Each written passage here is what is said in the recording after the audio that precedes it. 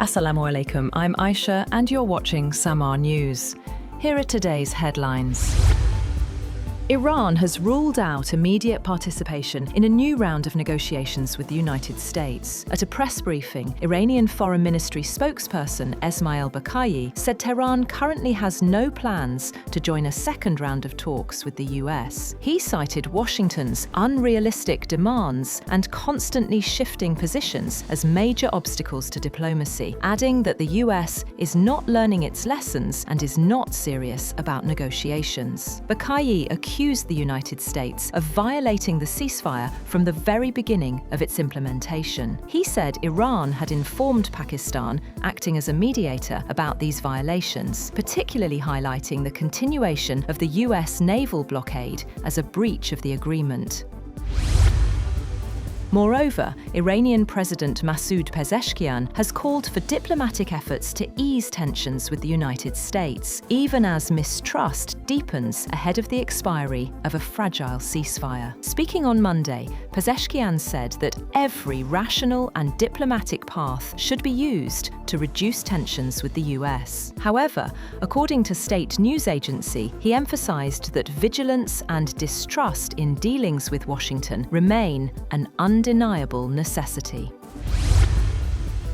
Concerns have grown that the ceasefire between the United States and Iran might not hold after the US said it had seized an Iranian cargo ship that tried to run its blockade. The US military said it fired on an Iranian-flagged cargo ship headed towards Iran's Bandar Abbas port after a 6-hour standoff, disabling its engines. US Central Command said Marines then rappelled from helicopters onto the vessel. President Trump wrote on social media that they have full custody of the ship, while Iran's military said the ship had been travelling from China. A military spokesperson warned that the Iranian armed forces would soon respond and retaliate against this armed piracy by the US military.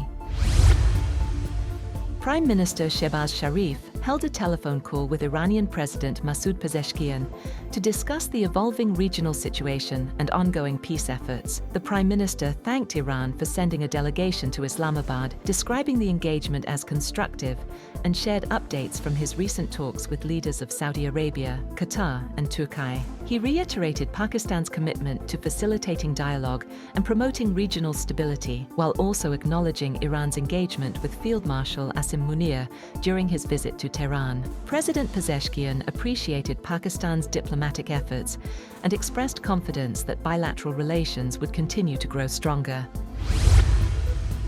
President Donald Trump has said that his representatives, Steve Witkoff and Jared Kushner, will travel to Islamabad on Monday for fresh negotiations with Iran. However, US media reports suggest that Vice President J.D. Vance is again expected to lead the US delegation, despite Trump's earlier statement that he would skip the talks. Trump wrote in a social media post that failure to accept the proposed deal could lead to US strikes on Iranian infrastructure, including power plants and bridges. He described the offer as fair and reasonable, but made clear that military options remain on the table.